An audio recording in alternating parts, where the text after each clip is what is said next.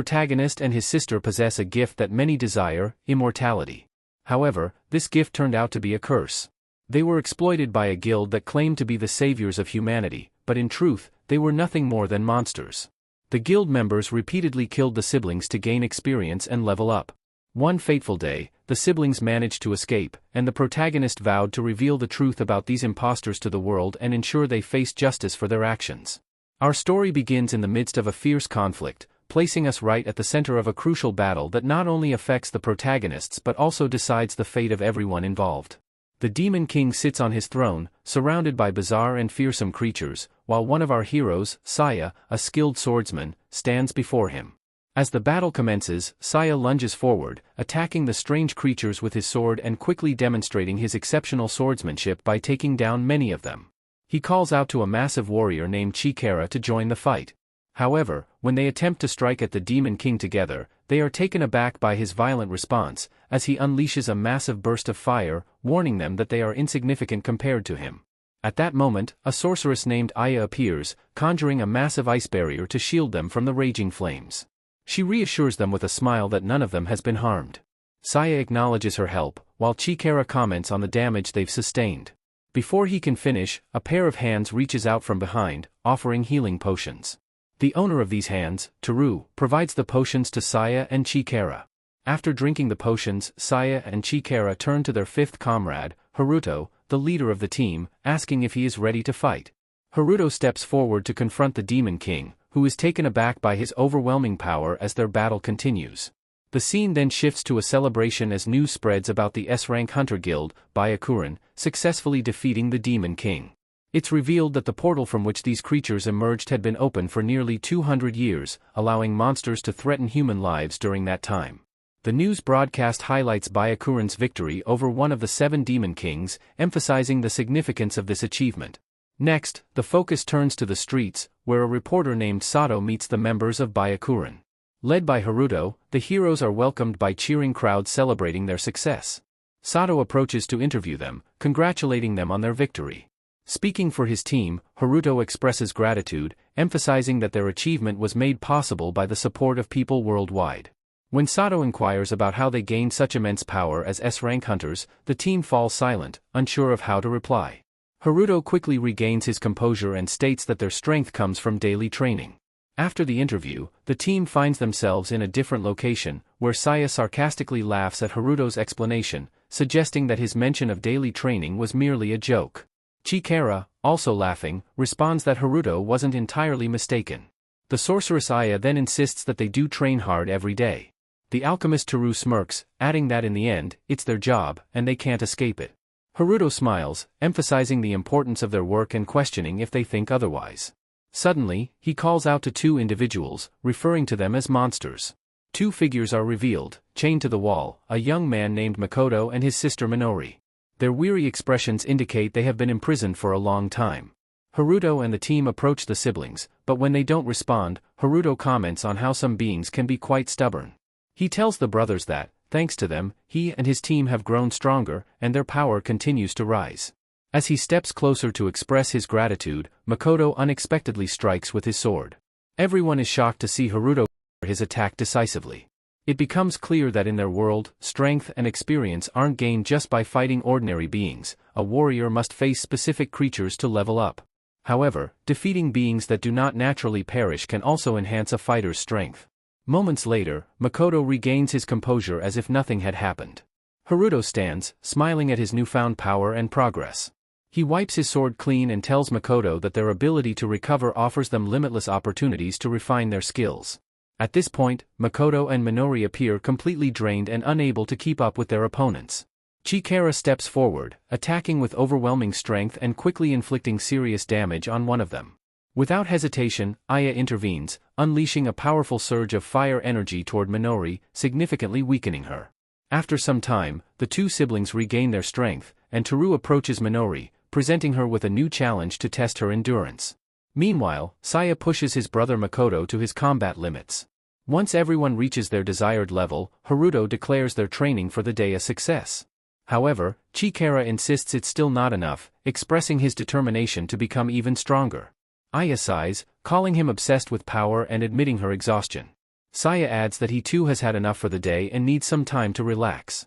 Then they notice Teru sitting at his computer, looking uneasy. When asked what's bothering him, he reveals that he's been struggling to gather information as efficiently as he once did. Saya advises him to take it easy, reminding him that he's been working hard and should enjoy himself a little. Teru then turns to Minori, presenting her with a new challenge, but he feels that everything has become repetitive and dull. Haruto pauses for a moment, acknowledging that things have grown monotonous for all of them. He looks at Minori, who is chained before them, contemplating the situation. After a brief moment, he approaches Teru and suggests that they try something new, testing a different aspect of her abilities. Teru looks at him in astonishment, as if struck by a brilliant idea, and praises his intelligence. He adds that their focus has always been on combat, but they've never considered other ways to enhance their skills. Teru then turns to the sorceress Aya, asking her to use her magic to assist with this new challenge, to which she immediately agrees. She begins chanting a spell to test its effects, but suddenly Minori appears, fully aware of her surroundings and their intentions. At that moment, Saya interrupts them, suggesting they pause for a moment and expressing his desire to join. Aya laughs, noting that everyone enjoys a challenge, but she is even more surprised when Haruto tells her to release Makoto from his restraints. When she asks why, he smiles with amusement, saying it's intriguing to watch his sister go through this without being able to intervene. Haruto continues, stating that this will be quite an exciting show. Aya follows his orders, and Makoto finds himself suddenly freed from his restraints. As he tastes freedom, he sees his sister being taken away and quickly tries to get up to chase after them, shouting for them to stop. Before he can move, Aya uses her magic to restrain him, preventing any advance. Haruto laughs mockingly at Makoto, telling him that tonight he will watch the show from a different perspective. He explains that sacred magic, unlike fire or other attacks, has a unique effect, adding that the restraints he now bears are blocking him from recovering his strength. Overwhelmed with frustration and anger, Makoto shouts that he will never forgive them and will find a way to end this, but before he can finish, Haruto silences him with his sword, rendering him unable to speak.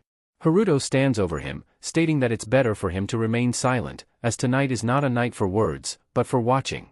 He adds that if Makoto wants to assign blame, he should blame his own fate. Feeling utterly powerless as he watches what is happening to his sister, Makoto hears Haruto telling Teru that they need to leave now due to important meetings abroad. Teru responds that he also needs to return to handle some unfinished business. Haruto laughs as they exit the cell, teasing Teru for being the only one concerned about such matters. Teru replies that everyone has their own way of thinking, then notes that they haven't placed any new restraints on the siblings. Haruto responds that if they wake Aya now, she will be furious, and in any case, escaping won't be easy. He instructs Teru to ensure the cell is securely locked. After they leave, Makoto is seen lying on the ground, still bound by magic and in immense pain. Suddenly, he feels a hand pulling the sword from his body, the pain surging as it is removed, and he realizes it was Minori who did it. However, he is even more shocked when he sees her take the sword and press it against herself. He shouts at her to stop and not to harm herself, but Minori is in a deeply distressed state, overwhelmed by everything she has endured.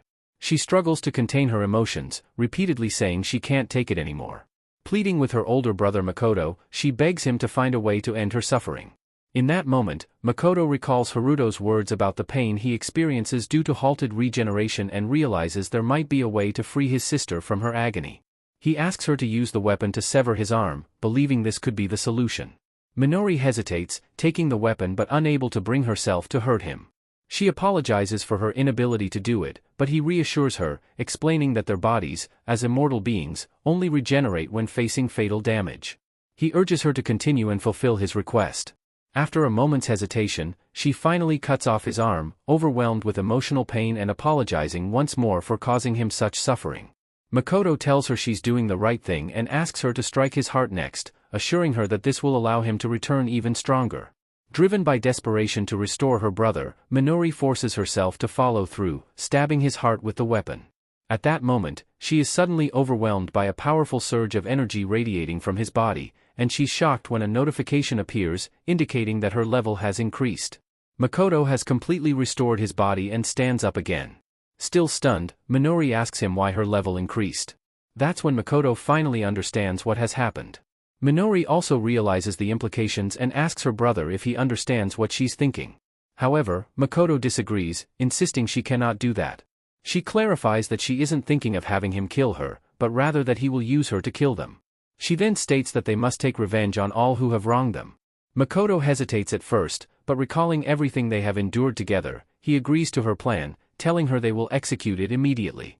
Thus, the siblings take turns killing each other repeatedly. First Makoto kills Minori, then she kills him in the next round. They continue this cycle without stopping, growing immensely stronger through the pain and suffering they endure, all in pursuit of their revenge. The story then shifts back to the beginning of Haruto's team at the Byakuran Guild, where Toru was known as an S-rank member responsible for carrying the team's equipment. He was characterized by his quiet demeanor and often seen as a coward, but those who interacted with him recognized he was an enigmatic individual who was hard to comprehend. 3 years before the current events, Toru was at the guild, securing a creature onto a dissection table in preparation for examination. At that moment, Haruto entered and remarked on Toru's dedication to his work. Toru was surprised that Haruto had come just to say that, but Haruto continued, stating that his work was fascinating. He then asked Toru if he would be interested in dissecting something even more intriguing. Intrigued by Haruto's words, Toru followed him to a secluded room in the guild, one that was rarely entered by others. Before they entered, Haruto had already gathered the entire team and asked if they desired fame and glory. The team was puzzled by his question, so Haruto clarified that they now had the opportunity to step into the spotlight and make their presence known. He continued, stating that the future ahead was filled with a glory that no human had ever achieved before. However, he added that the price for this was to be trapped in darkness, with no way to escape it ever again. After revealing this truth, he asked them if they still wished to stay with him and pursue the path of glory he was offering. Chikara immediately responded, affirming their unity and shared goal. Saya echoed Chikara's sentiment, expressing his agreement. Haruto then opened a door leading to a staircase that descended beneath the room, instructing them to follow him. He assured them he would lead them to a future filled with fame and recognition. Without hesitation, Haruto moved ahead, with everyone following closely behind. Toru admitted he had never known such a place even existed. Chikara speculated that this underground space was likely used by the guild in the past to imprison its enemies and those who opposed it. Haruto then opened another door, an electronic one that could only be unlocked with the fingerprints of all 5 of his fingers. The others stood behind him, uncertain about what he was about to reveal. When the door opened, Haruto presented them with Makoto and his sister Minori, revealing that he had kidnapped and restrained them in this chamber. The entire team was left in shock at the sight of the 2 captives and immediately voiced their concerns, telling Haruto that this was a terrible idea. However, Haruto reassured them, urging them not to worry. He explained that although Makoto and Minori appeared human, their blood was entirely different. Stepping closer to the captured siblings, he revealed they were members of the Immortal Clan, a group thought to be extinct. Suddenly, he drew his sword and struck Makoto, slicing through half of his face without hesitation or regard for him as a person. He then told the others that Makoto's body would now regenerate the damaged part. Stunned, the team asked if the Immortal Clan, believed to have perished, still existed. They were fascinated by this revelation but didn't understand how it connected to the glory Haruto spoke of. At that moment, Haruto raised his phone and told them to take a look. He explained that the application he was running was a level measuring app, one that had been present since he joined the guild. This app categorizes a member's rank based on their physical strength and magical power, allowing them to fight against ferocious creatures. He continued, explaining that the guild is classified as rank A, meaning that any member with a level below 20 cannot join. What surprised the team, however, was that Haruto's level had now reached 50. Haruto continues by explaining that the usual method for increasing one's level is by fighting and defeating monsters, but this can be dangerous. If a fighter isn't cautious enough, they could lose their life. He clarifies that they can use these individuals for that purpose. At that moment, Minori is stabbed in the stomach with a sword, the blade piercing through her body right before their eyes. Haruto tells them that they can now easily raise their levels. The first to express excitement about this revelation is Toru, who exclaims how incredible it is. He pulls a knife from his pocket and approaches Minori, eagerly expressing his enthusiasm for understanding the human body and its weak points. He stabs Minori with the knife, asking her how it feels, and then continues to stab her frantically in different parts of her body, questioning her about the sensations of her body being torn apart. Afterward, he realizes that his level has indeed increased, filling him with overwhelming joy. He steps closer to Minori, removes the blindfold from her eyes, and expresses his admiration for her beauty along with his immense happiness. He then asks her to tell him more about herself. Afterward, he resumes tearing into her body with frenzied excitement, wondering whether she would survive if poisoned or anesthetized, or if her brain were separated. He also ponders how long she could stay alive if her organs were offered as food for insects. Witnessing this scene, Saya comments to the siblings that they truly resemble immortal monsters. He and the rest of the team then smile, agreeing that since they are not human, treating them this way is acceptable. Meanwhile, Haruto watches, enjoying the brutal torture inflicted upon the siblings and encouraging the team by saying they are doing a great job. He then turns to Makoto and Minori, telling them that handling them is easy and that their usefulness will greatly benefit the team. Returning to the present, the day arrives for the team to depart for the interviews Haruto mentioned at the airport. Chikara, dressed in a formal suit, expresses his surprise at being part of this interview. Aya responds by asking whether muscular individuals like him feel uncomfortable in formal attire. Meanwhile, Saya is preoccupied with observing everything around him and asks where Toru is. Haruto replies that he is certainly with his doll bride and wants to continue his new experiment. Saya remarks that Toru seems full of energy. Later, at the guild building, Toru returns to resume his previous activities.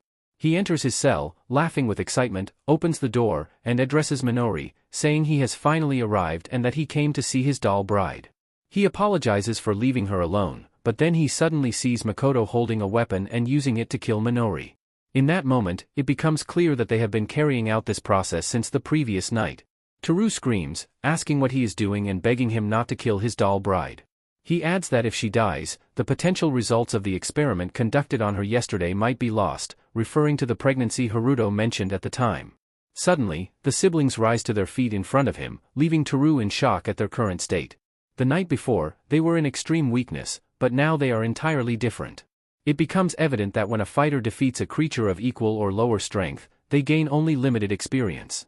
However, if the defeated creature is stronger than the fighter, their experience level increases significantly and rapidly. Since the siblings continued to kill each other repeatedly, each of them exceeded the other's level with every cycle, causing their levels to rise dramatically. The rapid increase in their strength caused their bodies and muscles to transform in a remarkably short time. As Toru began to process what he was witnessing, fear gripped him, and he stepped back, trying to leave the room, utterly unable to comprehend what had happened to these creatures. He continued retreating until he reached the stairs, muttering that something needed to be done immediately. Turning towards them, he stated that he didn't understand how they had broken free and taken on this form, but he warned them that escape was not an option. Backing away until he reached a switch labeled "Danger," he quickly pressed it.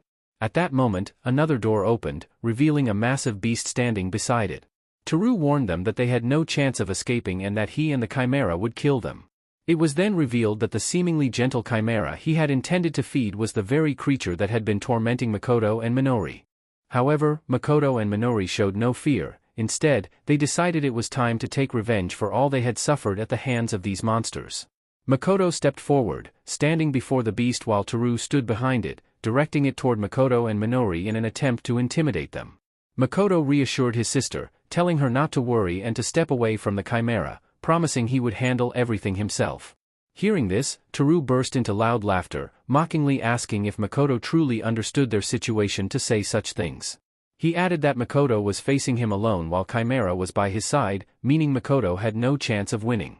At that moment, Chimera grew even more enraged, prompting Toru to calm it down, assuring it that Makoto was nothing more than a meal and that he would provide it with plenty of good food. Turning to Makoto and Minori, he stated that they were merely food and it would be best for them to remain shackled silently, offering their experience points to increase their level. After that, he laughed and looked at Minori, suggesting they could enjoy themselves even more if she mated with the Chimera. Toru's curiosity deepened as he pondered what kind of offspring would result from the union between a Chimera and a member of the immortal tribe. At that moment, Makoto placed a barrier between Minori and the others, glaring at Toru with intense rage and declaring that he would kill him.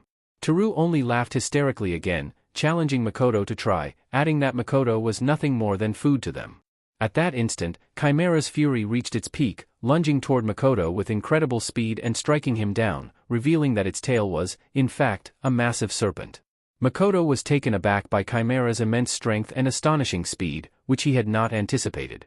Suddenly, hands wielding a knife appeared, stabbing into his body, an attack orchestrated by Toru, who was using the same ability he had previously employed to treat Saya and Chikara. However, he couldn't see Makoto clearly, so he was stabbing using a partial teleportation technique, warning him not to attempt an escape. It was then revealed that when a person's level increases, they may acquire unique skills that vary based on their combat role, experience, and origin. Since Teru was responsible for various tasks, he had gained multiple abilities, including elemental manipulation, pharmacology, monster training, and assassination. The ability he was currently using was the creation of portals between two separate locations, a skill useful for transferring objects and for assassinations, making it quite rare. Thanks to the combat prowess he gained from defeating the Demon King, Teru now possessed the strength to qualify for an S-rank guild. Makoto found himself trapped between Chimera on one side and Teru's invisible attacks on the other. Suddenly, Chimera's serpent-like tail coiled around Makoto's leg, hoisting him upside down, while at the same moment, Teru severed both of his arms. Chimera then attacked him with its enormous claws, dwarfing Makoto's body in size. Teru laughed again, taunting Makoto and asserting that no matter how high his level rose, he would always remain a weakling with mere regeneration abilities, nothing more than a food source to help them grow stronger and gain more experience. At that moment, Minori stood by, filled with fear for her brother as he faced both the monstrous Chimera and the deranged Teru. Chimera's rage peaked when Teru told Makoto that survival was now possible and commanded Chimera to devour him. The moment Teru gave the order, Chimera lunged at Makoto and began attacking him.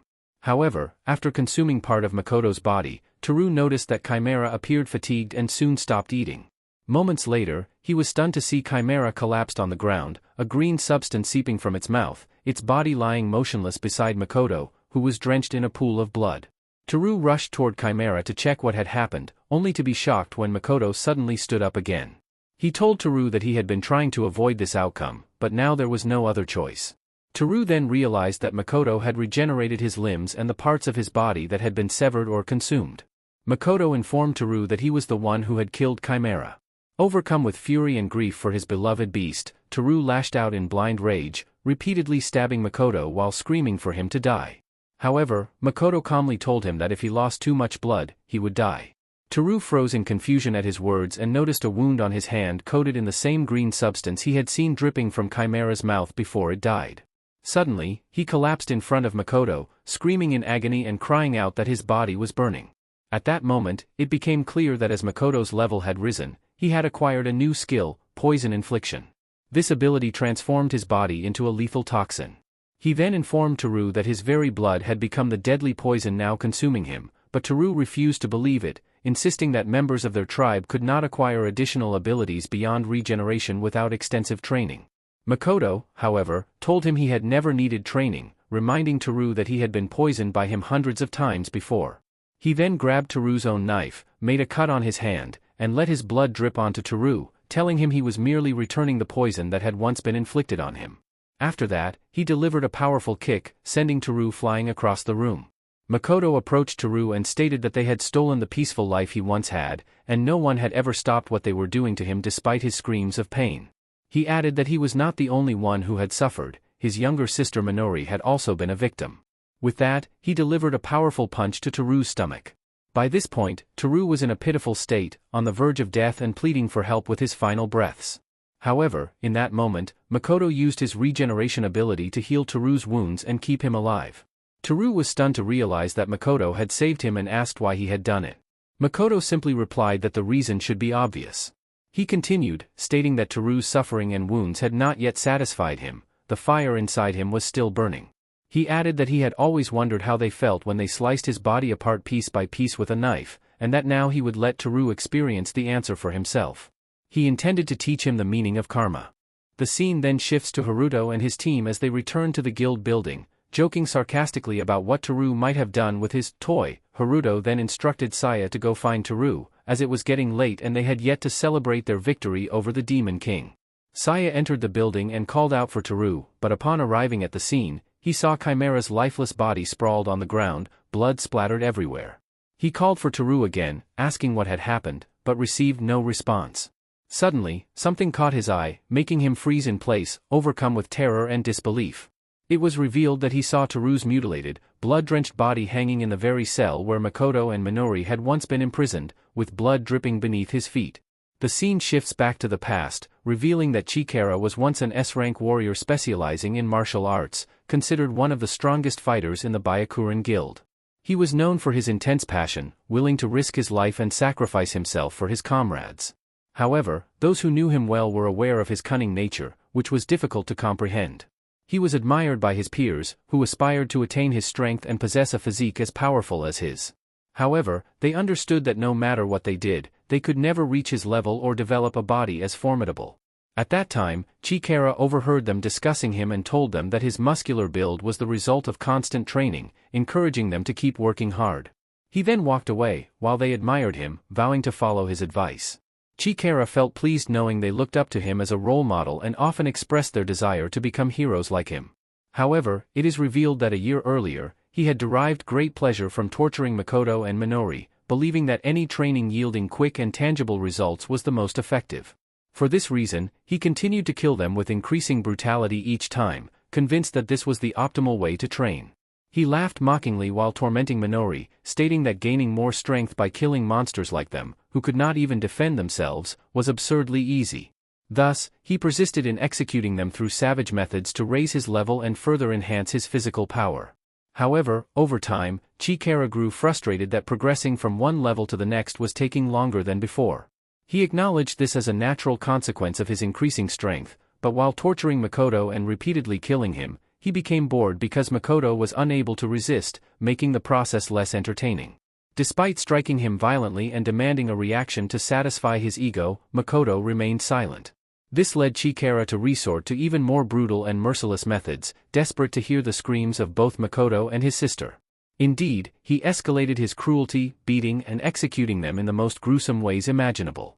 Feeling a twisted satisfaction, he began counting the ribs he had broken that day, reaching a total of 200 fractures in a single session. He then turned to Minori, ordering her to scream louder while he continued breaking her bones, demanding that her cries be pleasing for him to enjoy. As he intensified her torture, he mercilessly tore her body apart, forcing Minori to scream at the top of her lungs, which brought Chikara immense pleasure. He continued tormenting the siblings in each other's presence and, in the end, ordered them to put on a performance for him before he left. The scene then shifts back to the present, where Chikara is seen lifting weights, showing off his strength to his comrades. Suddenly, Saya rushes in to inform him that something terrible has happened. Chikara immediately stood up, and the group hurried together to the cell, where they were met with the gruesome sight of Toru hanging, his body covered in wounds and blood dripping from every inch. Haruto demanded to know where the siblings were, to which Saya replied he had no idea. When he arrived at the scene, neither of them was there.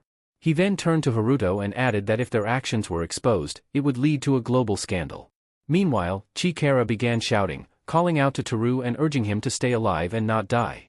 At that moment, his gaze fell upon Toru's laptop, which was still powered on.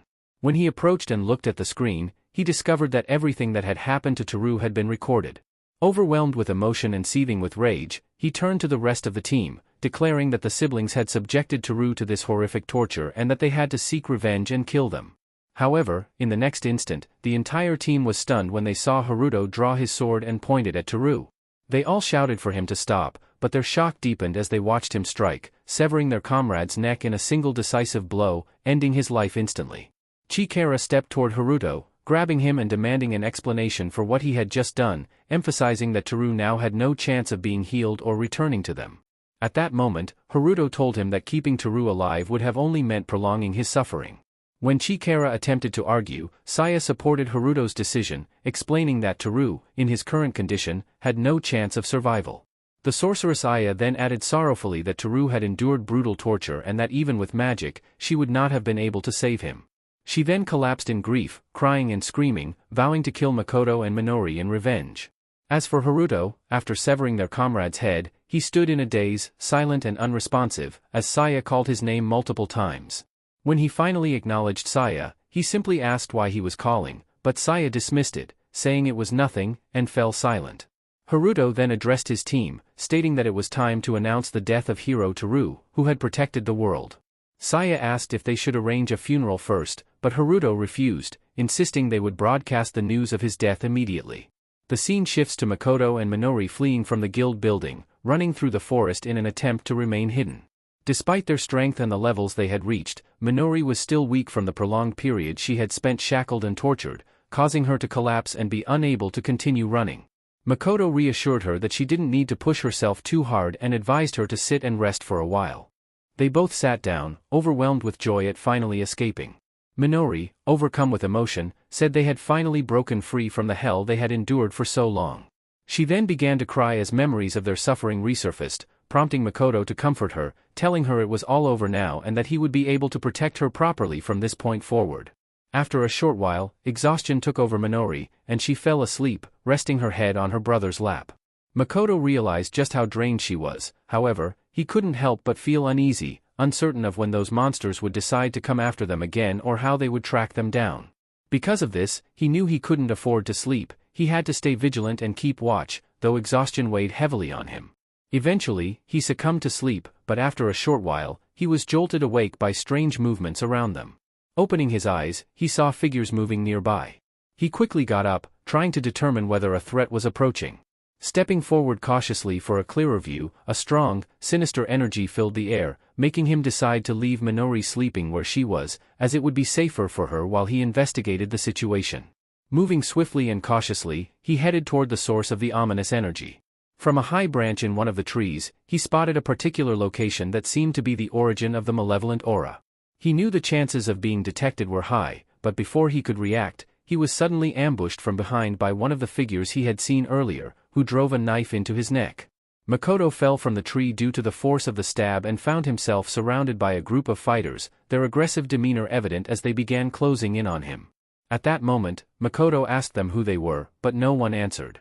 One of them said, "This is the man we're looking for," another added, "The woman they mentioned isn't with him, but capturing him alone is worth 500 million. That's more than enough." The sorceress among them then stated they needed to finish the job quickly before casting a spell to enhance the strength of all the men with her. As her magic spread, the entire group received a power boost, fueling their aggression as they prepared to attack Makoto. One of them, wielding an enormous club, stepped forward and delivered a powerful blow to Makoto's head, then continued striking him repeatedly to ensure his death. However, they were all left in shock when Makoto began to move again, still alive despite the brutal beating he had just endured.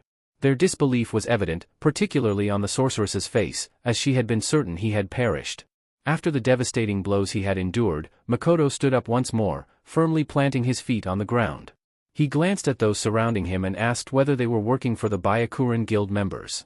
When no one responded, he declared that their identities didn't matter to him.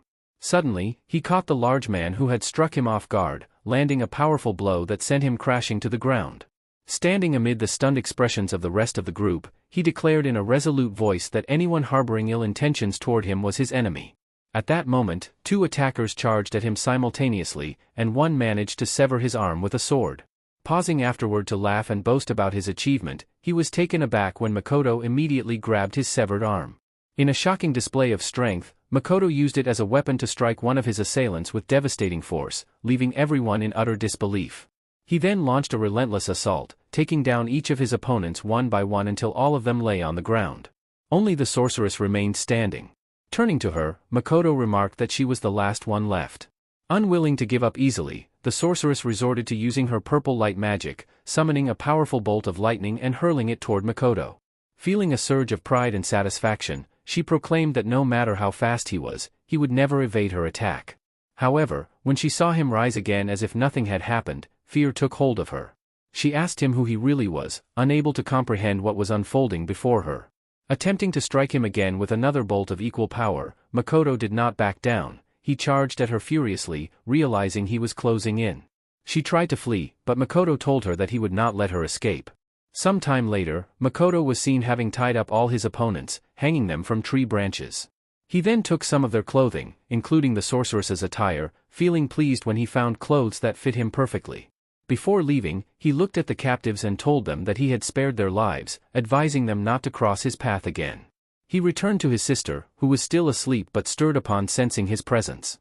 He apologized for waking her, but she reassured him that there was no need to apologize, saying she was fine.